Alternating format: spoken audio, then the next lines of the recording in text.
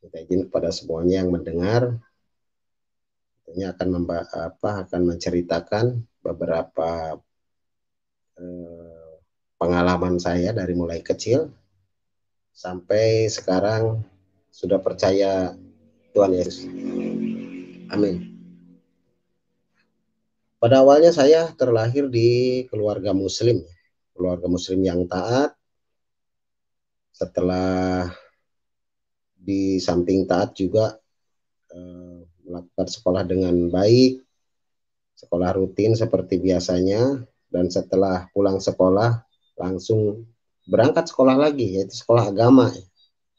Sekolah agama, belajar Al-Quran hadis, ibadah syariah, terus ilmu hadis dan ilmu fikih. Saya hidup di kampung dengan suasana doktrin agama yang begitu luar biasa, sampai saya tidak bisa tidak bisa bahwa agama ini agama yang paling baik, tidak ada tandingannya, bahwa agama Islam ini agama yang paling baik, agama yang saya anut. Ada di luar Islamnya, karena Islam ini adalah rahmatan lil alamin. Islam ini mampu memberikan sapatul mut'ah pada hari kiamat nanti nabinya. Itu yang saya alami pada doktrin sebelumnya. Hidup di pesantren, di lingkungan pesantren Al-Quran, saya di sini, di sebelah rumah saya pesantren Al-Quran, namanya Yayasan Yapata ya, Yayasan Al-Quran Tufatul Atfal. Saya mungkin santri pertama yang ada di pesantren ini, karena pada tahun itu dibangun belum ada siswanya, cuma saya yang belajar di situ. Kemudian saya sudah beberapa tahun sambil melaksanakan sekolah, sudah beberapa tahun jadi santri, kemudian ada santri baru, saya lah jadi gurunya. Sampai 2-3 tahun saya menjadi guru pesantren Al-Quran, mengajarkan seperti ngaji lagu ya, ngaji lagu, mahrojul huruf, tajwid, dan lain-lain.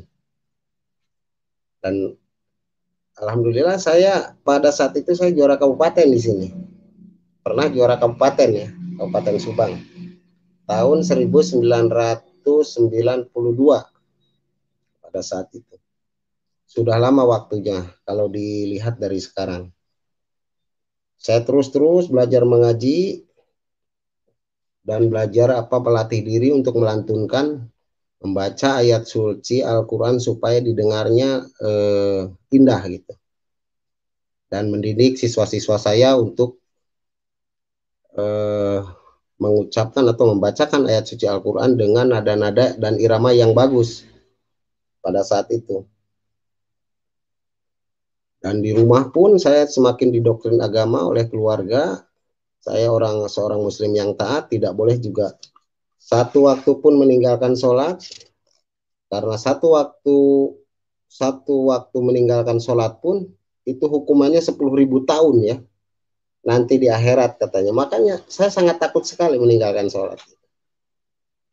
Tapi sudah jelas saya tidak menutup diri bahwa dengan sholat ini kadang-kadang saya bingung juga ya, karena kenapa bisa sih harus seperti itu, seperti kita diikat, setiap waktunya diikat, tidak ada kemerdekaan. Nah, di situ saya mulai berpikir, tapi saat itu saya belum berpikir keras. Kemudian saya tidak pernah meninggalkan sholat satu waktu pun. Bahkan saya dididik ilmu tambahan, yaitu ilmu bela diri, ilmu-ilmu kegaiban dalam mengenal ilmu-ilmu kegaiban, mengenal jin, terus bagaimana berinteraksi dengan jin-jin di sekitarnya, jin baik atau jin jahat. Terus ilmu kontak juga. Ilmu kontak itu seperti ilmu kalau orang mau menyerang, kita cukup tahan napas, orang itu terbanting dengan sendirinya. Nah, itulah ilmu kontak. Ibaratnya saya selain belajar agama, ada ajaran tambahan juga yang saya lakukan pada saat itu. Saya meraih ilmu itu, ilmu-ilmu yang tidak seperti orang lakukan, yaitu ilmu tidak mempan dibacok lah, ilmu tahan ditembak, terus ada siletun saya makan, tidak masalah, tidak ada apa-apa. Air keras pun dipakai cuci muka dulu pada saat itu. Jadi air keras atau benda-benda tajam tidak kena di badan saya dengan ritual-ritual khusus ya, dengan eh, dengan melatar belakangi dari agama itu, bacaan-bacaan yang saya bacakan untuk mempelajari ilmu kegaiban itu dari Al-Quran, dan itu pun dari guru saya. Saya tidak mengerti apa-apa, kemudian saya sampai bisa pada saat itu, sampai lulus SMA, saya sama orang tua saya tidak diizinkan untuk bekerja dulu, karena orang tua saya pada saat itu memberitahukan, sebelum kamu bekerja, kamu pemantapan dulu. Makanya saya dipesantrenkan ke daerah Banten ya pada saat itu, di daerah Banten, di Pandeglang pada saat itu, dengan alasan bapak saya itu katanya untuk pemantapan, terus belajar kitab Sapinah, kitab Jurumiyah, terus diasah lagi pasal ilmu kebatinan. Jadi belajar lagi ilmu kebatinan lebih dalam lagi. Nah, pada saat itu, setelah saya belajar dalam pertengahan belajar, pertengahan tahun belajar saya, pada saat itu sudah mulai jenuh, sudah mulai malas-malasan belajar. Kemudian pada saat waktu Isya, saya masih ingat malam Jumat ya, malam Jumat pada saat masuk waktu Isya, kurang lebih sekitar jam 7 sampai setengah 8, orang-orang dipanggil untuk jadwal kurikulum ngaji pada saat itu. Ngaji kitab Jurumiyah. Tapi saya tidak pergi. Saya berangkat dari pesantren, dari Kobong namanya ya, dari Kobong. Kalau tempat pesantren itu namanya Kobong. Dari Kobong, saya berangkat, tapi tidak sampai ke masjid. Tidak sampai ke tempat belajar. Saya pergi ke warung saja, yang dekat-dekat pesantren itu. Pergi ke warung, dalam artian saya nakal pada saat itu. Karena sudah saking jenuhnya pelajaran saya terima, begitu banyaknya pelajaran saya terima, saya pergi ke warung saja.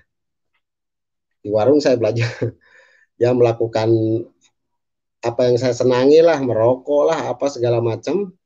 Nah, sebelum yang belajar dari pesantren itu pulang, saya mendahului pulang. 10 menit mendahului pulang, karena saya tahu jadwalnya pada saat itu. Saya mendahului pulang, tiba-tiba di tengah jalan, antara rumah dengan kebun, di perjalanan itu, saya didatangi. Ini sangat mujizat yang sampai sekarang juga sebelum saya pecahkan. Tapi mungkin saya menduga-duga kalau sekarang itu Roh Kudus mungkin ya. Nah, di situ saya didatangi salah satu cahayanya seperti neon seperti ini, cahayanya tapi lebih terang daripada neon, mengelilingi badan saya pada saat itu, mengelilingi badan saya sampai pandangan mata saya tidak tembus dengan cahaya itu. Saya tidak bisa menembus pandangan kemanapun. Cahaya itu mengelilingi saya sampai terangnya, sampai saya tidak bisa melihat, dan akhirnya saya jongkok mengatasi diri bagaimana saya keluar dari belenggu itu, belenggu cahaya yang datang itu. Kemudian wah, saya berpikir inilah saatnya mungkin saya mati ini, karena tidak mengikuti pengajaran atau hukuman mungkin dari guru atau bagaimana, atau malaikat mendatangi saya atau bagaimana. Saya banyak pertanyaan pada saat itu. Yang jelas saya memejamkan mata, tapi tetap terlihat itu cahaya, karena saking terangnya sampai tembus ke kelopak mata, dan saya jongkok. Nah, setelah jongkok saya membacakanlah bacaan-bacaan surat Anas. Saya waktu itu yang hafalnya Anas ya, yang saya masih ingat Anas. Ya, surat Al-Ikhlas, surat Anas, Qul a'udzu birabbinas, malikinas, ilahinas, keilahian manusia, min syarril waswasil khannas alladzi yuwaswisu fi sudurinas minal jinnati wan nas. Nah, itu saya bacakan. Kemudian perlahan cahaya itu mulai redup. Kurang lebih ada 1 menit lah. Saya didatangi cahaya itu, dan 1 menit berikutnya cahaya itu meredup lagi. Dan saya terbebaslah dari situ. Kemudian setelah itu saya lari pulang ke Kobong ya, namanya tempat kamar pesantren, namanya Kobong di sana, di daerah Banten itu. 1,5 tahun saya belajar di sana. Setelah lulus SMA saya belajar 1,5 tahun. Saya tinggal di rumah, pulang lagi ke rumah, daerah Subang, dengan suasana yang panas, terus suasana di pesantren juga, di rumah juga, karena di sebelahnya pesantren juga. Akhirnya saya memutuskan mencari pekerjaan pada saat itu. Mencari pekerjaan, karena hidup ini kayaknya kalau terus-terus agama terus, juga saya butuh, karena sudah dewasa pada saat itu, sudah punya tanggung jawab untuk membekali diri dengan selain dengan ilmu juga dengan pendapatan, karena sudah mulai ada kebutuhan pada saat itu, ada kebutuhan. Nah, saya mulailah mendaftarkan diri kepada instansi kepemerintahan ya. Nah, alhamdulillah saya hanya sekali saja daftar, saya diterima. Sekali saja saya daftar langsung diterima, tidak ada kegagalan. Saya melewati beberapa tes, mungkin 12 kali tes. Pada saat itu saya lolos. Alhamdulillah saya lolos, terus saya berbakti mungkin kepada negara sampai sekarang. Itu dari pada saat itu. Setelah saya 25 tahun mengabdi di negara,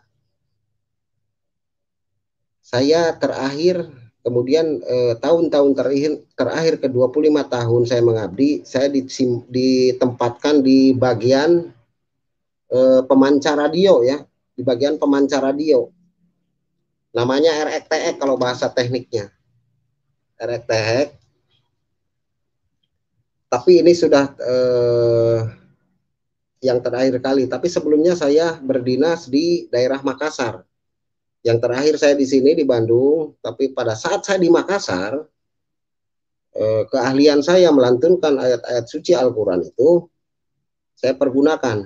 Dan saya diuji, ditandingkan pada saat itu, dalam saat pertandingan, namanya di Markas Komando Operasi 2, saya dipertandingkan di sana, dan kebetulan saya menjadi juara 1 ya.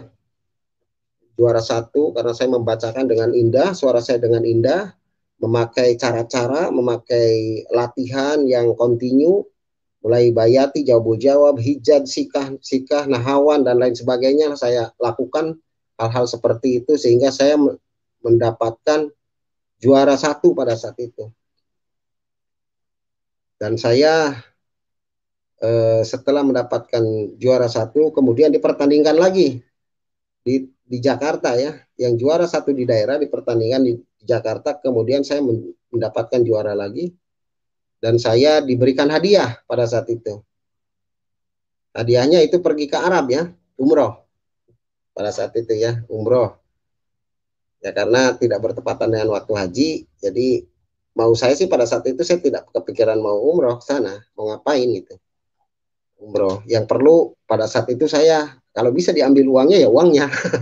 Berpikir dulu itu begitu, tapi berhubung tidak bisa diambil uangnya, ya saya laksanakan saja ikut umroh di sana. Pulang dari sana, kemudian saya pindah, sekian tahun lamanya berdinas di sana. Saya kadang bertanya-tanya karena melihat pada saat itu ada kerusuhan, ada beberapa kerusuhan, saling gereja dibom dan lain sebagainya. Kemudian saya terlintas dalam pikiran saya, kok ini umat seperti ini ya. Kenapa umat saya seperti ini? Sementara umat lain tidak ngebom ini, tapi umatku ngebom yang lain ini. Apa perbedaannya ini ya? Perbedaan pengajaran apa ini? Saya kuasai terus, saya baca-baca Al-Quran, walaupun saya nakal memang, tapi saya tidak terlepas karena saya backgroundnya dari anak pesantren, saya tidak terlepas dengan Al-Quran. Al-Quran itu selalu dibawa, terus sebagian juga saya hafal juga, jadi saya selalu membukanya, ada apa ini di dalamnya, padahal pengajarannya bagus. Kenapa umat buahnya ini seperti ini? Nah itu mulai berpikir. Mulai awal 2001 saya pindah ke Bandung. 2001 saya pindah ke Bandung tahun 2001. Pada saat itu juga kesusahan ekonomi. Sudah hutang juga semakin banyak pada saat itu juga. Saya coba apa namanya membuka kitab suci lagi. Ada apa yang salah dalam kehidupan saya? Padahal saya berdoa, perasaan nggak putus-putus. Halo, Pak Yusuf, masih ada suaranya nih? Halo? Ya, masih Pak, jelas. Jelas. Lanjut Pak, lanjut. Ya. Nah, setelah itu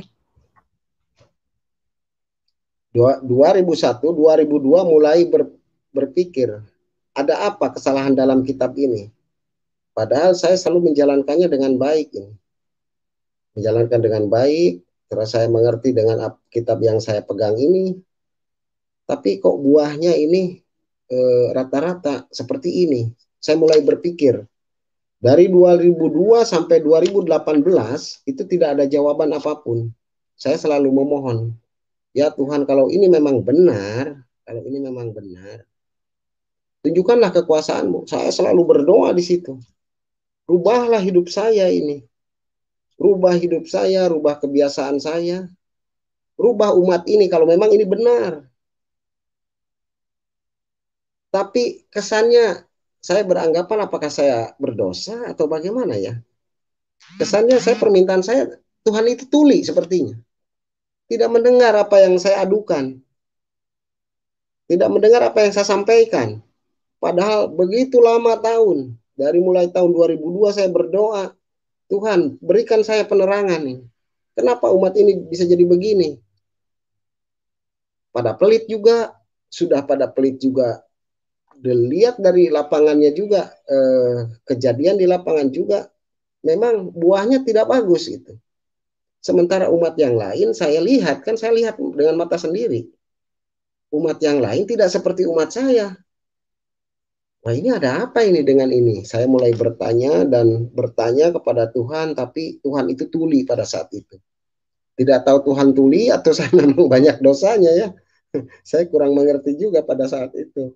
Tapi yang jelas saya sudah sudah menjalankan apa yang diperintahkan Al-Quran itu. Tapi tetap saja Tuhan tidak bisa menjawab, tidak bisa mendengar. Ya, sehingga saya mengalami masa dinas di kepemerintahan itu 25 tahun sampai sekarang mungkin lebih ya. Saya di dinas terakhir 2018 itu di bagian pemancar radio. Jadi pemancar radio itu seperti BTS HP lah.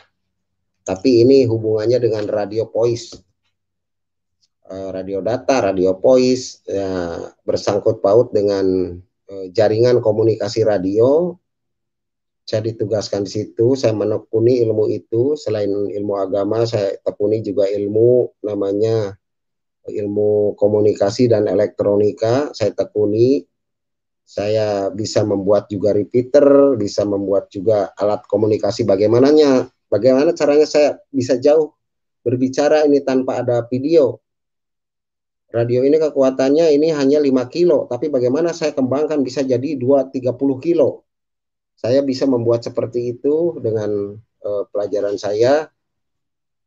Dan puji Tuhan saya di bagian radio itu saya disekolahkan oleh negara, pernah ke Australia.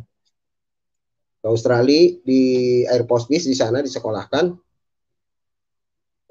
sekolahkan dalam kurun waktu di sana beberapa bulan saja. Kemudian saya disekolahkan lagi ke Timur Tengah di sana, dan dalam kurun waktu tidak lama juga, hanya beberapa bulan saja. Kemudian saya kembalikan ke Indonesia, ke sini. Setelah itu, setelah saya menguasai ilmu elektronika dan komunikasi,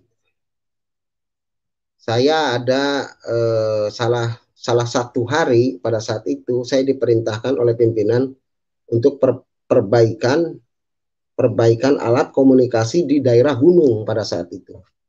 Nah, ini awal saya dikenalkannya oleh Tuhan, mengenali Yesus di sini. Saya diperintahkan oleh pimpinan ke daerah gunung.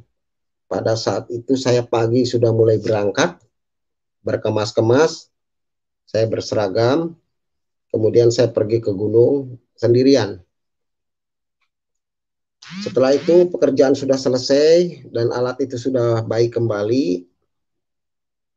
Saya pulang dari gunung sampai ke kaki gunung itu kurang lebih 2 jam memakai kendaraan roda 2 di salah satu bukit, namanya desanya Desa Sukawana ya.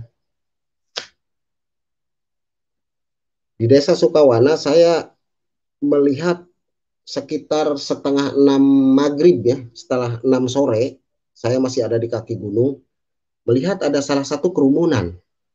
Yang saya heran, ini kerumunan ini bukan orang ini, bukan orang kita ini, bukan orang Indonesia. Saya sebagai petugas di situ langsung nyamperin ke situ. Saya menyamperin dan menanyakan ada acara apa di sini. Karena saya pada saat itu sebagai petugas menanyakan, ada acara apa Pak di sini. Tapi kebetulan itu orang-orang yang dikerumun di situ itu bukan orang Indonesia semua, rata-rata dari luar negeri itu. Contohnya ada yang dari Vietnam, ada yang dari Amerika, ada yang dari Afrika Selatan, ada yang dari Cina. Sepertinya banyak gabungan di situ. Seperti karena saya sebelum melakukan peneguran ke situ, menanyakan ada apa, saya melihat dulu, oh ini kelihatannya sepertinya lagi berdoa gitu. Dan saya ke situ menanyakan, kita lagi berdoa Pak.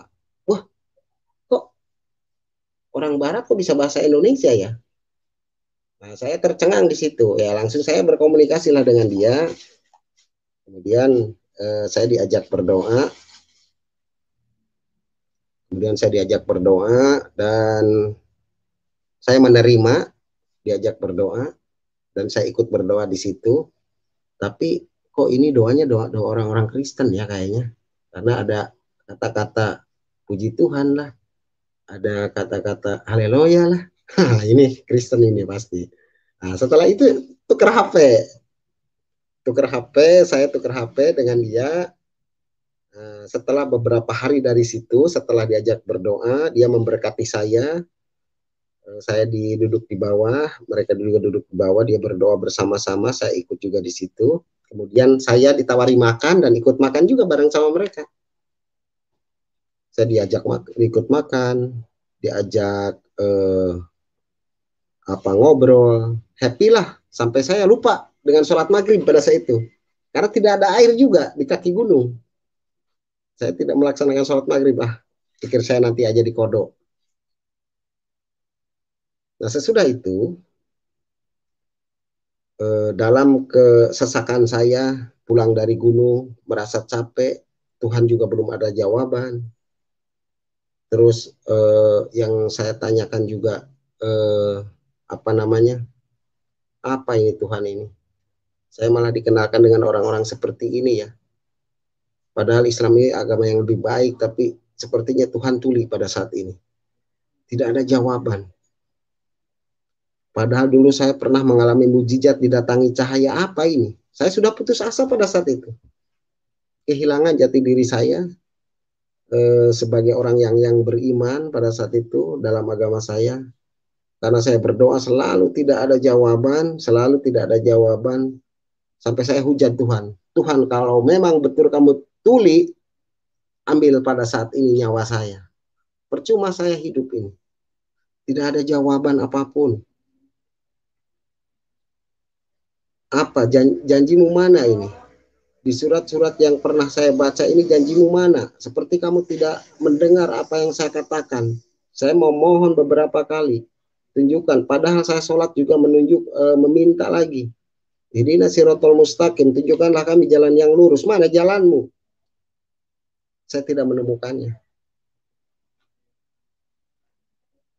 Kemudian saya setelah diajak berdoa pada saat itu, saya bubar dan mereka juga pulang, kita juga pulang. Tapi saya lebih duluan pulang, tukeran nomor HP. Terus setelah itu saya bertemu kedua kalinya dengan mereka, dan mereka juga membawa teman yang backgroundnya tadinya muslim juga, yang sekarang sudah percaya Tuhan. Saya diajak diskusi pada saat itu di salah satu Alfamart ya. Di depannya suka ada kursi, saya langsung diajak ngobrol. Terus mereka melantunkan pertanyaannya seperti begini. Bapak percaya nggak Tuhan pernah turun ke bumi? Saya tidak menjawab pada saat itu. Terus apa maksudnya dengan pertanyaan ini? Enggak, Bapak percaya nggak bahwa Tuhan pernah turun ke bumi? Saya tidak percaya. Oh, kalau tidak percaya coba buka As-Sajdah ayat 5. Saya diinjili dengan Al-Quran pertamanya. Saya buka As-Sajdah ayat 5. Oh iya. Tuhan pernah turun ke bumi dengan sekian waktu lamanya. Kemudian setelah urusan selesai kepadanya, lalu Allah akan kembali ribuan tahun lamanya menurut perhitunganmu. Oh iya, berarti pernah turun ya. Ini pernah turun, Pak. Tuhan itu pernah turun. Tapi kalau Tuhan turun dengan ketuhanannya yang benar, Tuhan Maha Kuasa, dunia ini akan hancur, Pak. Ya, saya tahu kalau itu. Karena Tuhan Maha Kuasa, dunia ini akan hancur. Kemudian saya diberikanlah beberapa ayat dari Al-Quran, dan saya pada saat itu digali kembali. Terus dikenalkanlah. Mereka hebat karena mereka berangkat menginjil dari Al-Quran. Saya dikenalkan di WA dengan namanya Pak Ronald ya. Temannya yang mengajari saya itu namanya Pak Ronald, itu hebat sekali. Karena saya diinjili dengan Al-Quran. Kalau langsung dengan Injil mungkin saya langsung menolak itu. Dia mengenalkan bahwa Isa Al-Masih adalah orang yang dijanjikan. Bukan Imam Mahdi yang lain, tapi inilah orangnya katanya. Dia seorang nabi, seorang utusan Allah, dia firman Allah juga. Dia mengatakan selalu perkataan yang benar. Dia roh Allah juga. Dia sebagai tanda juga, dia hakim juga. Semuanya dia yang dibahas. Sampai saya tidak bisa sampai saya tidak bisa ngomong pada saat itu. Tapi saya tidak diam begitu saja, saya pelajari di Al-Quran, ternyata memang benar. Di surat Al-Imran ayat 45, dengan singkatnya saya percaya semua. Percaya bahwa Al-Masih adalah roh Allah, Al-Masih adalah kalimatullah, Al-Masih adalah firman Allah. Setelah saya mengaji lagi, saya percaya bahwa dia adalah firman Allah, roh Allah, dan dia adalah hakim yang adil. Karena semua ada di dalam Al-Quran. Dari mulai surat Al-Baqarah ayat 87, 253 ayat, surat 3 ayat 45, surat 3 ayat 45, terus surat 3 ayat 171, 172, surat 3 ayat 19, ayat 30, surat 4 ayat 157, surat 4 ayat 75, surat 19 ayat 34, dan banyak lagi saya hafal itu tentang Isa Al-Masih. Di situ saya mulai tergugah. Oh benar, ini kayaknya benar. Tapi yang saya bingung pada saat itu, bagaimana dengan sholat saya? Bagaimana dengan dengan umroh saya? Bagaimana dengan ibadah saya yang lain selama ini?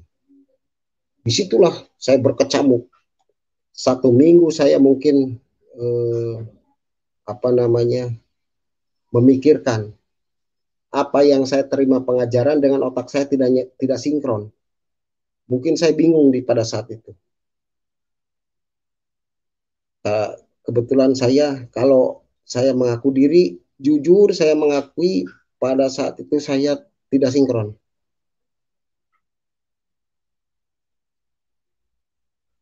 Halo? Iya, Pak. Ya, lanjut, Pak. Ya, gambarnya di sini berhenti soalnya. Putih. Ya, berhenti, tapi suara masih ada, Pak ya? Masih, Pak, jalan. Di tempat saya jalan bagus, Pak. Oh iya. Jalan Baik, aja, kalau Pak. begitu kita Ya, lanjut kembali. ya. Dalam kurun waktu 1 minggu, setelah itu saya bertemu kembali, bertanya lagi. Saya mengejar orang itu bagaimana dengan pertanggungjawaban ajaran ini. Karena saya mendapatkan ajaran yang sangat aneh ini. Kenapa cuma Isa, Isa, Isa, Isa. Dan memang saya di dalam Al-Quran Muhammad tidak ada di sini. Ada tapi tanda kurung yang ditambahi oleh Lembaga Alkitab Indonesia, ditambahi. Bukan memang ada dalam Arabnya, tapi ditambahi di dalam kurung. Tapi Isa, Bani Israel, Isa, Bani Israel, atau tidak ada menceritakan Bani Kedar atau Bani Hasim atau Bani Sundanis atau Jawanis, nggak ada itu. Yang saya tahu itu Bani Israel aja yang diceritakan dalam Al-Quran. Itu surah 4 ayat 159 itu paling menerangkan sekali. Dia bahkan bisa menyembuhkan orang sakit. Surat 3 ayat 49 memberikan hidup. Surat 5 ayat 110 di Al-Quran. Dia bisa membangkitkan orang mati.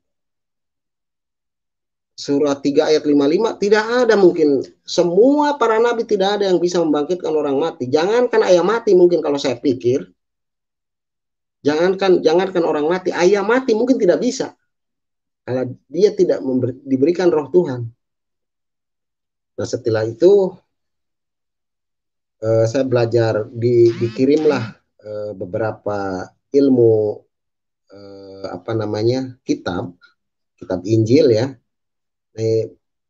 Berdasarkan yang sering Pak Kace bahas itu di surat 3, surat Al Imran ayat 3 ya. Saya sudah tahu hafal sebetulnya itu. Bunyinya begini, nazala alaikal kitab bil haqqi musaddiqan lima baina yadayhi wa anzala taurata wa injil. Yang artinya saya turunkan kitab ini yang hakiki, yaitu kitab ini yang dibaca, dan membenarkan kitab-kitab sebelum antara lain Taurat dan Injil. Kalau memang membenarkan, kenapa kita diharamkan untuk mempelajarinya? Nah, disitulah ada pertanyaan dalam otak saya, itu ada pertanyaan. Kalau memang benar, kenapa kita diharamkan? Ada apa ini dengan haram ini? Diharamkan untuk memegangnya saja kita sudah haram. Ini ada pertanyaan, tapi saya pertanyakan lagi soal itu kepada Pak Ronald yang memberikan, dengan kepada Pak Bruce yang memberikan juga pengajaran ini, karena kitab ini adalah sebagai petunjuk dan cahaya katanya. Quran ini bukan alamat yang asli katanya, tapi ini Quran benar nggak? Ya benar, Quran benar katanya. Menurut dia Quran benar, tapi bukan alamat yang asli. Karena diterangkan di surat Al-Baqarah ayat 2, yaitu dzalikal kitabul la raiba fihi hudal lil muttaqin. Jadi kitab ini saya turunkan bagi orang-orang yang sebagai petunjuk bagi orang-orang yang bertakwa. Oh iya, petunjuk ya. Ini tuh petunjuk. Kalau petunjuk berarti tanda panah, fungsinya menunjukkan, bukan alamat yang asli. Kalau menunjukkan berarti ada kitab yang ditunjuk. Ada kitab yang ditunjuk. Setelah saya berdiskusi ulang dengan beliau, dengan yang mengajarkan saya, puji Tuhan saya diberikan sedikit ada rasa percaya. Oh, saya percaya kalau begini. Memang benar ini. ada namanya, karena dia berbicara juga serempetan juga dengan budaya ya, dan nanti juga akan ada namanya Ratu Adil katanya, terus Sang Hyang Piningit pada kemudian zaman, pada akhir zaman. Nah, itu dikaitkan dengan surat-surat yang diberikan kepada saya juga, dengan Injil juga yang di WA-kan kepada saya, suruh dipelajari dulu. Kalau nggak salah itu di Kisah Para Rasul ayat Kisah Para Rasul 4 ayat 12 ya, atau di Lukas 2 ayat 11. Terus di Roma 6 ayat 23, di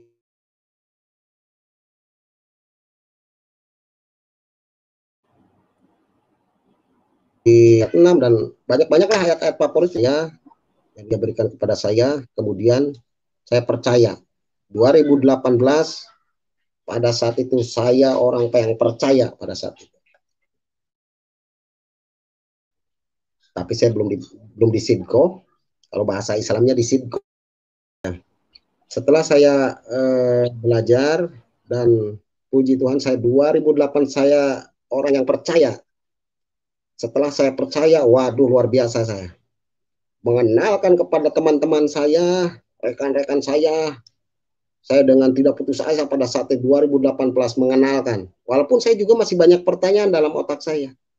Bagaimana dengan ilmu Safinah? Bagaimana ilmu Jurumiyah ini? Bagaimana dengan fikih Islam? Bagaimana dengan sholat? Bagaimana dengan Al-Quran? Saya tidak terpikirkan itulah 2018. Biarkan saja dulu, saya tinggalkan dulu. Coba dulu hal yang baru ini. Walaupun itu belum ada jawaban. Nah, nanti jawabannya setelah 2021 bulan-bulan kemarin itu, oh jawabannya ternyata saya menonton YouTube itu jawabannya. Oh ternyata kitab Safinah ini karangan manusia, bukan dari Tuhan. Saya bilang. Itu Pak Aceh, saya nonton di Pak Aceh ya, di waktu Pak Aceh ceramah itu saya kebetulan saja itu membuka. Saya tidak sengaja membuka, tapi kebetulan saya mendengar. Saya buka YouTube, kemudian mendengar itu. Kitab Safinah ini bukan dari Tuhan, tapi dari Syekh Nawawi Al-Bantani, dari Syekh Salim bin Samir, dari Hadramaut Yaman, imamnya Imam Syafi'i. Nih kitabnya katanya. Nah, disitulah saya mulai berpikir keras itu. Oh iya benar. Saya semakin percaya lagi sama Isa Al-Masih, Yesus Kristus. Saya semakin percaya lagi setelah itu. Nah, tapi itu kan meloncat ya ceritanya. Nah, cerita yang tadi itu setelah saya di 2018 awal dikenalkan oleh namanya Pak Bruce Walker, terus sama Pak Ronald dan rekan-rekannya, saya diberikan pengajaran. Cuma karena memang saya bingung pada saat itu bagaimana dengan kitab ini yang saya pelajari yang lalu. Kemudian jawabannya pada tahun ini. Nah, pada tahun itu saya memberikan apa namanya pengetahuan saya mengenai Isa Al-Masih kepada rekan-rekan saya. Terus memberikan apa pengajaran keyakinan kepada, ya puji Tuhan saya banyak juga, walaupun saya masih bingung, tapi ada juga orang yang dimenangkan jiwanya oleh saya sampai sekarang ikut juga. Termasuk juga istri saya, termasuk juga rekan-rekan saya, ada beberapa orang ya ini. Walaupun saya pada saat itu masih ragu, bagaimana ini? Bagaimana ini? Saya belum dengan back yang kuat, tapi saya sudah memberikan pengajaran terhadap orang lain dengan hal yang baru ini. Tapi puji Tuhan benar banyak sekali orang. Bukan hanya di situ, saya kan membangun stasiun komunikasi di Pemancar itu, di rumah. Dengan tower yang cukup tinggi juga, saya berdakwah di situ. Didengar mungkin oleh ribuan orang itu. Tapi ada saja yang ikut. Walaupun saya belum paham itu sebetulnya pengajaran, belum paham pada saat itu. Nah, mulailah di situ saya goyang. Karena keluarga saya mulai menghujat saya.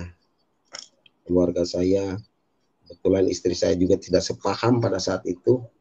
Dan sampai sekarang saya mengalami perpisahan Dan saya meninggalkan beberapa anak di sana, 4 anak dan ikut 1. Dan setelah beberapa tahun sampai sekarang saya mengalami hal yang baru, diberikan pengganti oleh Tuhan juga. Walaupun dengan masih agama yang lama, tapi puji Tuhan yang sekarang sudah mengikuti apa yang saya ajarkan, mengikuti Isa Al-Masih, mengikuti Tuhan Yesus Kristus. Karena memang terus terang tidak ada jalan lagi. Kita mau pilih kemana? Ada ayatnya, boleh Pak saya bacakan ayat nih? Boleh Pak, boleh. Haleluya. Nah, ayat ini tidak ada pilihan. Saya bilang tidak ada ayat pilihan. Fil badi kanal kalimah wa kalimatu kana indallah wa kana kalimatullah. Itulah ayat saya. Itu bukan Al-Qur'an, Pak. Yang artinya seperti begini. Pada mulanya adalah firman. Firman bersama-sama Allah dan firman itu adalah Allah. Tidak ada pilihan. Sudah hanya itu. Tidak ada yang lain lagi. Mau milih kemana lagi? Itu Yohanes 14 ayat 6. Akulah jalan dan kebenaran dan hidup. Tidak ada seorang pun yang datang kepada Tuhan, ya kepada Bapa, kalau tidak melalui Dia, Isa Al-Masih. Kalau tidak melalui Yesus Kristus, tidak ada lagi jalan. Kalau bisa saja mungkin saya memberikan penerangan sampai seperti itu. Bisa saja mungkin ya sebenarnya. Tidak ada seorang pun yang datang kepada Bapa kalau tidak melalui aku. Dalam ayat pertamanya, akulah jalan dan kebenaran dan hidup. Bisa saja nabi lain seperti itu juga. Oke lah, nabi lain seperti itu juga. Tapi di kata-kata sambungannya tidak ada seorang pun. Nah, kalau sudah tidak ada seorang pun, mau siapapun berarti. Pada saat itu mau siapapun tidak ada lagi, keputusannya hanya sampai di situ. Tidak ada siapapun yang datang kepada Bapa. Nah, itu yang menguatkan, sangat menguatkan saya, itulah ayatnya. Amin. Terus di Kisah Para Rasul 4 ayat 12 ya. Dan keselamatan tidak ada di dalam siapapun juga selain di dalam Dia, sebab di bawah kolong langit ini, waduh, kalau sudah di bawah kolong langit mau siapa lagi, saya bilang ini. Mungkin ini sudah penutup sekali ini. Sudah kuat sekali. Kunci udah gembok 2 kali ini. Sesudah tidak bisa bergerak saya. Akhirnya menyerah saya. Oke lah, saya tinggalkan keustadan saya, ketakwaan saya pada iman yang lama saya tinggalkan. Puji Tuhan, saya mengikuti jalan kebenaran dan saya mendapatkan kehidupan layak kemudian ada harapan lagi. Ada jawaban ternyata dari 2012 sampai sekarang, 2002 sampai 2018 dan sampai sekarang, dan dicerahkan lagi, dibantu oleh keyakinan saya, poolnya oleh Pak Kace, mungkinnya di YouTube. Saya juga tidak sengaja itu, Pak, tidak sengaja saya membuka itu. Aduh, puji Tuhan, saya benar-benar diselamatkan ini sama orang ini. Saya tidak ada keraguan sedikit pun. Tadinya masih ada ragu, ini bagaimana dengan kitab ini, kitab Sapina, Jeremia, kitab alat, kitab Tijan, apa semua yang saya pelajari, bagaimana ini pertanggungjawaban saya nanti. Ternyata setelah baca Alkitab, kemudian Alkitab pun saya tidak punya, Pak. Alkitab hanya Alkitab HP aja, digital. Baru yang dikirim ini. Ya. Nah, yang dikirim ini Pak Rey ini yang ngirim saya. Baru saya baca-baca ini. Iya Pak, kita kirimkan biar Bapak paham. Iya. Iya. Ya, saya bercerai mungkin dengan yang lama karena tetap saya memutuskan Isa Al-Masih. Saya pada saat itu memang sedih. Ya. Sedih meninggalkan 5 orang anak, kebetulan ikut 1 sekarang.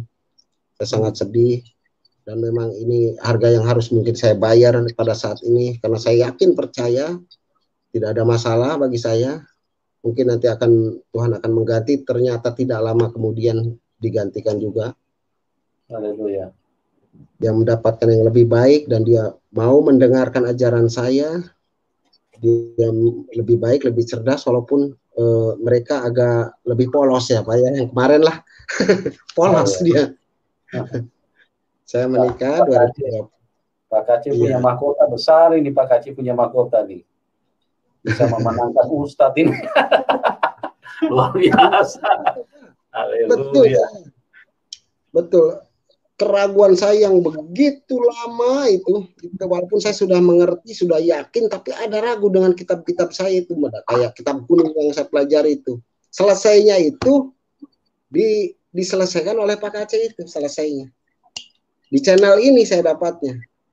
Iya, puji Tuhan, Pak, luar biasa. Nah, setelah itu saya diberikanlah Alkitab mungkin sama rekan Bapak. Rekan Bapak ini saya pelajari setiap hari juga, kalau ada waktu senggang saya pelajari, saya mengajak berdoa bareng. Ternyata saya setelah mempelajari ini semua terbebas, Pak. Saya terbebas dari jeratan-jeratan yang sepertinya harus gini, harus gitu, harus ini, harus itu. Udah banyak sekali doktrin lah. Saya bebas. Sekarang saya jadi orang yang merdeka, saya. Jadi orang yang merdeka. Kemudian banyak juga yang menanyakan pada saat ini juga, bukan hanya yang senang dengan saya, tapi setelah saya mengajarkan ini, ajaran Yesus ini, banyak sekali orang yang menjauhi saya. Saya tidak ambil pusing, mungkin nanti Tuhan akan mengganti lagi. Amin. Sekali, Pak. Malah, wah kamu ini iblis ini, katanya. Ini ajaran iblis ini, ajaran kafir ini, katanya. Ini kalau ajaran kafir sepertinya benar ini, tapi sebetulnya ini setan semua. Wah udah bikin sakit hati lah. Wah itu ajaran, itu kan sudah tahu katanya di Quran, Yahudi dan Nasrani itu harus diperangi. Kenapa kamu ajarkan ini? Wah, apalagi di sini, Pak. Di sini tuh apa namanya ya? Di sini tuh lingkungan mungkin sangat agamis di sini. Iya. Karena di sebelah tembok saya ini pesantren besar ini, Pak. Bayangkan coba. Dan dulu saya gurunya di situ. Bagaimana dengan pertanyaan? Luar biasa. Tuhan Yesus dahsyat, Pak. Tuhan Yesus ajaib. Walaupun saya setelah dengan kitab ini, Pak, sehingga saya memahami bagaimana manusia jatuh ke dalam dosa, dari mulai proses kurban agung, terus memahami bagaimana hutang dosa adalah maut di Roma 6 ayat 23, itu saya memahami semua. Karena kenapa Ismail itu meminta sejarah awalnya kan, Ibrahim itu bermimpi dan untuk menyembelih Ismail, walaupun tidak dikatakan memang dalam Al-Quran Ismail tidak dikatakan. Awalnya memang menceritakan Ishak.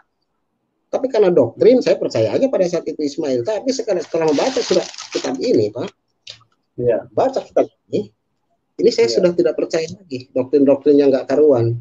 Yang jelas saya berdasarkan ayat.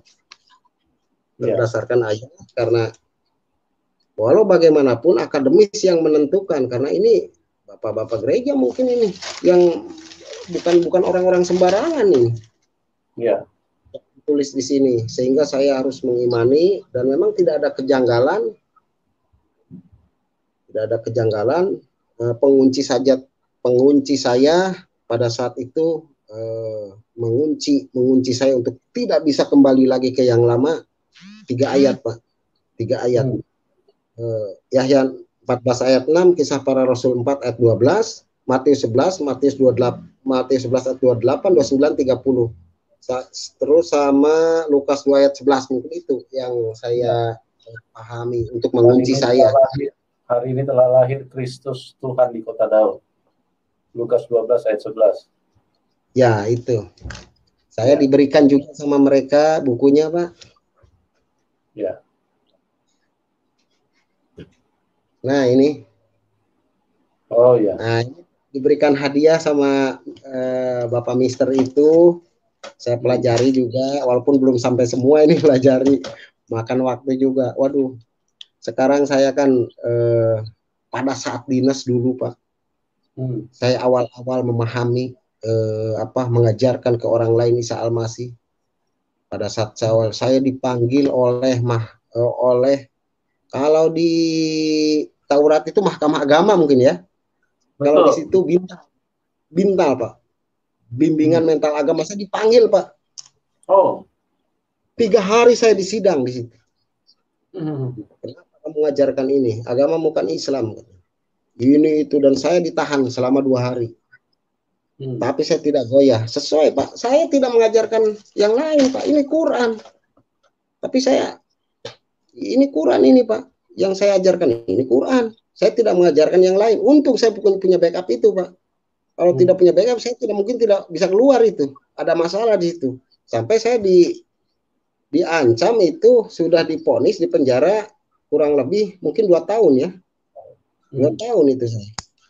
Sudah diponis, saya berdoa kepada Tuhan, bagaimana ya Tuhan, dengan ini saya mengabarkan ini demi kamu, kok malah saya jadi bermasalah. Pertamanya saya di situ awalnya, tapi waduh, puji Tuhan, luar biasa. Ada mujizat itu Pak. Tiba-tiba ada bekas komandan saya melihat, dan kemudian tersentuh hatinya, dan dia langsung bantu. Tidak bisa ini, anak ini diadili secara begini, tidak bisa. Harus dibuktikan dulu keadaannya, harus dibuktikan dulu apa dia bercerita apa. Kalau dia bercerita kitab yang lain boleh katanya. Ini dia bercerita kitabnya, apa yang salah dengan dia? Akhirnya saya pembelaan pimpinan itu Pak, langsung saya dibebaskan, dan saya tidak mengalami hukuman yang mungkin, waduh, menurut saya sudah kacau mungkin di keluarga, terus tambah lagi saya di penjara, mungkin waduh kacau ini, saya bilang. Ya, memang tidak mudah ya Pak. Tidak mudah, meninggalkan Islam itu tidak mudah. Ya, tidak mudah Pak. Ya. Sangat tidak mudah, ada harga yang harus dibayar memang. Tapi apa keuntungan saya? Memang secara ekonomi saya sangat kurang sekarang. Sangat kurang, untuk makan pun kadang, ya namanya juga ya hidup lah. Tapi saya syukuri saja apa yang saya makan. Saya bersyukur sekali, saya sudah mendapatkan ketenangan, sudah mendapatkan pengertian yang bagus, mengerti jalan Tuhan. Oh ternyata maunya Tuhan tuh begini. Saya sudah mengerti, dan sampai sekarang pas saya menginjil di radio, kadang-kadang di jalan, kadang-kadang saya ketemu rekan, saya bahas budaya dulu, setelah budaya baru masuklah ke dalam pokok permasalahan. Kadang-kadang saya mengikuti alur ceritanya dia dulu, baru saya sedikit-sedikit gitu. Dan banyak juga jiwa-jiwa yang ikut kepada saya.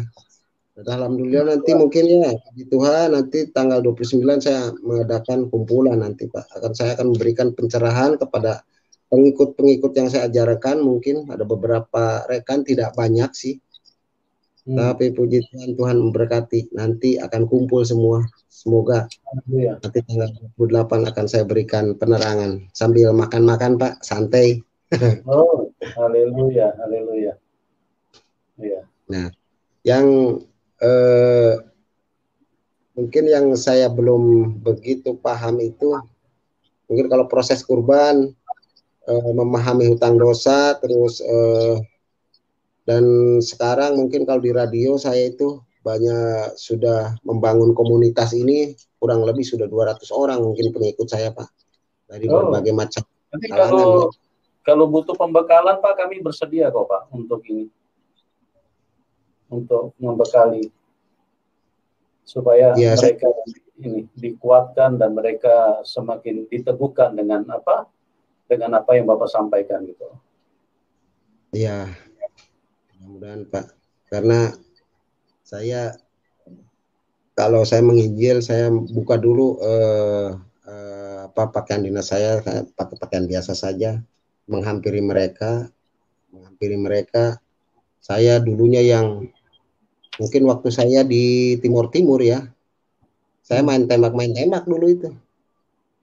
Pokoknya tidak ada yang lain yang di depan saya musuh ya saya tembak. Urusan belakangan, urusan orang lain mati ya itu bukan urusan saya. Yang jelas saya sesuai dengan perintah dulu seperti itu.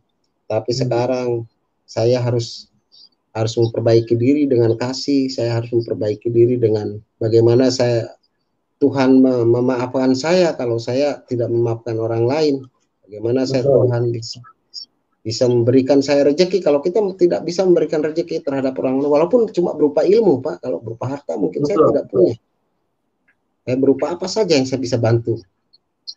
Saya lumayan banyak pengikut menurut saya ya, kalau menurut orang lain belum banyak ini. Tapi dengan keringat susah payah saya segitu udah lumayan, Pak, udah lumayan. Luar biasa. Padahal itu yang saya berikan setiap ketemu orang, tapi hasilnya kadang-kadang nol. Aduh, sedih sekali saya pulang. Saya bercerita panjang lebar, akhirnya cuma dicaci, hadiahnya cuma dicaci. Anjir, ini gimana ini? Gak apa-apa, Pak. Itu di mata manusia kan memang kelihatannya tidak ada hasilnya, tapi di mata Tuhan apa yang Bapak bagikan itu sesuatu yang tidak ternilai, Pak. Karena yang Bapak bagikan itu kebenaran. Yang Bapak sampaikan itu adalah tentang berita tentang Tuhan. Jadi jangan kita dipengaruhi dengan hasil yang kita saksikan, tapi apa yang kita sampaikan itu adalah sesuatu yang sangat sangat berharga di mata Tuhan, Pak Elia. Iya. Ada pernah saya menginjili salah satu orang, kemudian orang itu ya ilmunya sih tidak ustadz banget, cuma memang adalah sedikit ilmunya. Dia keluarkan, pada saat keluarkan Al-Quran, saya masih bisa layani kalau keluarkan Al-Quran, karena saya juga awalnya juga dari situ. Saya tahu proses kemana dia larinya. Begitu dia mengeluarkan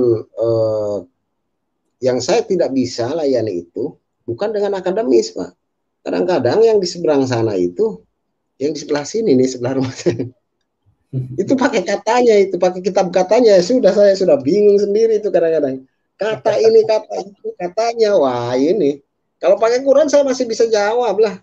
Ada ya, tetapi kalau pakai katanya, kata ini, kata itu, wah ini kitab katanya membahayakan. Kadang-kadang buntu juga saya ini. Ya memang begitu. Jadi banyak hal yang kita kita dapatkan apa yang kita jalani selama ini. Jadi kita lihat bahwa seseorang yang berjumpa Tuhan Yesus itu ada perubahan yang luar biasa. Kalau dulu Pak Elia Jupri bertindak secara manusiawi, tapi sekarang bertindak dengan kekuatan Tuhan, kasih yang keluar, ya. Jadi segala sesuatu itu dengan belas kasihan, dengan tujuan ingin menolong, menyelamatkan, merangkul, sekalipun hasilnya mungkin dicaci, mungkin dimaki, mungkin dihina, tapi tetap karena belas kasihan Tuhan keluar dari dalam hati kita. Berbeda kalau orang ketemu dengan Tuhan, ya. Kalau orang tidak ketemu dengan Tuhan, emosional yang keluar, sedikit-sedikit mau tumpahkan darah, ya itulah menunjukkan bahwa manusia itu dikuasai kuasa kegelapan. Jadi haus darah, jadi kepengen selalu tidak bisa terima, bawaannya emosional, sumbu pendek, gampang sekali menyala gitu.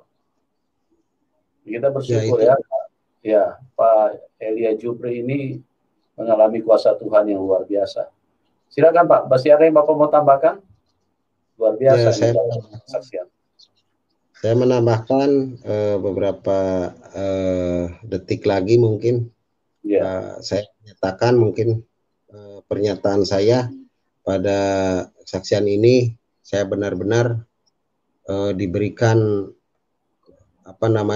kuasa kehidupan. Dari mulai awal sudah diberikan bocoran ya, dari mulai pesantren dulu tahun 91, 92, waktu saya di pesantren udah didatangi, saya dikelilingi cahaya. Mungkin itu penjamahan pertama, cuma karena saya belum mengerti pada saat itu. Kemudian 2002 saya mulai berpikir, kemudian jawabannya 2018 dan dikuatkan tahun ini. Ya puji Tuhan, semua saya sama istri juga sama anak yang pertama ini sudah percaya. Oh, haleluya. Rekan-rekan yang lain yang ikut saya, semoga kita doakan imannya lebih kuat lagi. Tidak kadang karena sudah banyak sekali yang sudah ikut Pak, kemudian dia malah keluar dan mencaci maki saya, banyak sekali. Iya, iya. Dan ini malah teman-teman dekat saya gitu. Aduh, saya sedih itu kadang-kadang. Aduh, kenapa orang itu saya berikan firman Tuhan malah Kak, apa bahasa-bahasa binatang kadang-kadang keluar gitu. Aduh, nggak habis pikir tapi ya udahlah sabar aja. Mungkin ini harga yang harus saya bayar ini soal pun pedih hati saya itu pedih. Iya. Memang Apa yang mempertahankan. apa yang keluar dari mulut itu meluap dari hati, Pak. Jadi kalau mereka keluarkan kata-kata binatang, itu menunjukkan bahwa hati mereka memang kotor. Jadi belum ada Tuhan. Mereka tidak memiliki Tuhan, cuman di dalam kebodohan mereka bersuara tentang Tuhan. Nah, itulah yang menunjukkan bahwa bahasa-bahasa yang mereka ungkapkan itu bahasa-bahasa yang tidak ada Tuhannya. Jadi kata-kata kotor, kata-kata makian, kata-kata hinaan, dengan menyebutkan kita dengan sebutan-sebutan binatang. Itulah Pak ciri-ciri orang-orang yang tidak bertuhan, tapi ngaku-ngaku bertuhan karena mereka dibodohin setan, Pak. Ditipu sama setan, seolah-olah mereka bertuhan, padahal setan lah yang menggerakkan mereka gitu. Jadi sabar aja Pak, bersukacita aja karena apa yang Bapak sampaikan itu tidak sia-sia, tidak sia-sia. Seperti ini kita berbagi di YouTube ini ada ribuan Pak orang yang dijamah Tuhan, bahkan tidak sedikit ada ustadz-ustadz yang bertobat, termasuk salah satu ini Pak Helia Jupri gitu loh. Jadi tidak sia-sia Pak, apa yang kita taburkan memang kalau yang kena diikat sama setan tetap aja mereka ini ngotot, tetap aja mereka istilahnya menyangga, membantah, mutar-mutar kayak di padang gurun, kayak kipas angin. Tapi tidak jarang Tuhan menjamah yang orang-orang yang istilahnya yang berkompeten di dalam agama seperti ustadz. Nah, termasuk bapak salah satu, dan bapak bisa memenangkan ratusan orang. Jadi dari sehari ke sehari ini banyak sekali orang yang dijamah Tuhan yang dipindahkan dari gelap kepada terang. Ya begitu Pak. Silakan Pak kalau Bapak masih mau tambahkan sebelum kita masuk diskusi dengan teman-teman. Ya, penambahannya mungkin tidak banyak dari saya. Ya, itu kesaksian saya itu ada saya nyatakan benar apa adanya. Saya tidak menambahi juga tidak mengurangi. Ini kesaksian yang sangat saya pertanggungjawabkan dan ini benar adanya. Saya memang bisa dites lah. Kalau untuk mengaji lantunan-lantunan ayat suci Al-Quran seperti Nanang Qasim Muammar saya bisa. Iya. Itu apa? Iya Pak. Kalau dari kita kalau begini, belajar ini ngaku-ngaku katanya boleh dites. Boleh dites. Ya. Seperti iya. apa namanya? Seperti Yohanes Yohanes 1 pasal 1 ya. Ilwadi kanal kalimatu wa kana kalimatu indallah wa kana kalimatullah. Itu bukan Quran itu Injil. Yohanes 1 pasal 1 ayat 1 itu. Ya, pada mulanya adalah firman bersama-sama dengan Allah dan firman itu adalah Allah. Nah, itulah Pak artinya. Nah, sebetulnya kalau mau jujur ya Pak, kalau mau jujur ya teman-teman yang suka ngetes itu, mereka tuh kalau dibilang istilahnya logikanya jalan, dari cara orang bicara saja itu tidak bisa dibantah kalau orang itu karang-karang bohong-bohong. Dari raut wajah saja kelihatan, gerakan mulut saja kelihatan. Gerakan wajah, gerakan muka, gerakan mata itu kan kita bisa perhatikan orang ini berbohong apa enggak. Apalagi ada yang namanya ilmu psikolog. Itu sangat terlihat Pak. Pertama masuk itu Pak saya dikiranya disetel sama Pak Kace. Duh, kenal aja enggak sih. Dikiranya disetel katanya Pak. Duh, ada-ada aja saya bilang. Itu ada aja gitu, tapi ya udah biarkan ya. Biarkan aja Pak. Memang mereka itu ini istilahnya pakai ilmu pakai konsep maling teriak maling Pak. Jadi biasa ada mereka yang melakukan kesalahan, tapi mereka teriakin orang lain yang maling gitu. Sama dengan ahli-ahli Taurat kan, waktu berjumpa Tuhan Yesus, mereka yang setan, mereka bilang Tuhan Yesus dikuasai setan. Jadi memang iblis punya cara menyerang itu dari dulu sama aja gitu loh, tidak berubah. Iblis itu menyuarakan kebohongan dan disampaikan berulang-ulang supaya apa? Supaya orang menjadi percaya dengan apa yang disampaikan dengan berita kebohongan itu. Iya, Nah, iya, kita iya. jangan terpengaruh, Pak. Biarin aja mereka mau bersuara sampai urat leher mereka putus juga, biarin aja. Yang penting kita merasakan kasih Tuhan dan kita terus bersuara supaya apa? Bukan untuk orang Kristen bertambah banyak, tidak. Supaya sebanyak mungkin orang yang mengalami kasih Tuhan, yang diselamatkan pulang ke surga. Kita tidak ingin selamat sendiri, kita ingin supaya semua manusia selamat. Gitu. Iya.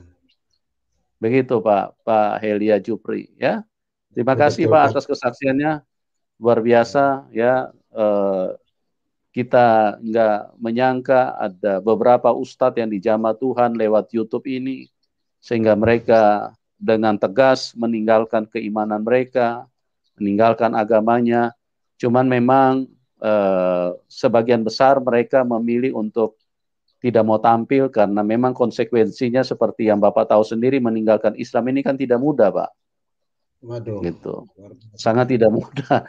Karena konsepnya apa kondisinya taruhannya itu nyawa. Dipanggil Itu juga, harga yang iya. dipanggil sambil mau di penjara apa segala macam. Aduh, ini keluarga juga Iya. ditinggalkan, anak-anak juga ditinggalkan. Aduh, tapi ya mau bagaimana lagi gitu. Saya Iya. memang ikhlas lah dalam hal ini, ikhlas ya, karena saya Iya benar, Pak. Iya.